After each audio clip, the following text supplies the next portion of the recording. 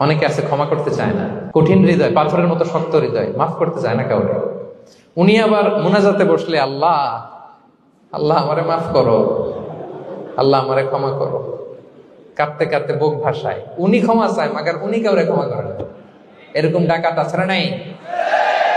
চিন্তা করছেন? উনি ক্ষমা চায় আল্লাহর কাছে, কিন্তু উনি ক্ষমা করে না। প্রিয় ভাইরা, ক্ষমা করুন। যে ক্ষমা করে সে ক্ষমা পায়। আচ্ছা, একটু চোখটা বন্ধ করে, চোখ বন্ধ করলাম আমি, জানা অজানা পাপের পাহাড়ের দিকে তাকালাম। এবার একটু চিন্তা করেন যে কি পরিমাণে ক্ষমা আল্লাহর পক্ষ থেকে আমার জন্য প্রয়োজন। চিন্তা করেছেন?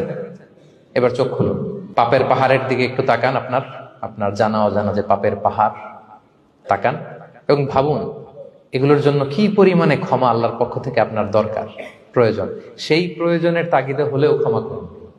খেয়াল রাখবেন, যে ক্ষমা করে সে ক্ষমা পায়, যে অন্যকে ক্ষমা করে না সে ক্ষমা পায় না। তাহলে আল্লাহর কাছে ক্ষমা চাওয়ার আগে আপনি আপনার পাশের লোকদেরকে ক্ষমা করবেন। পারা যাবে তো ইনশাআল্লাহ? ক্ষমা এটা সবাই করতে পারে না, এটা অনেক বড় মহৎ গুণ। যার হৃদয় বড় সে ক্ষমা করতে পারে।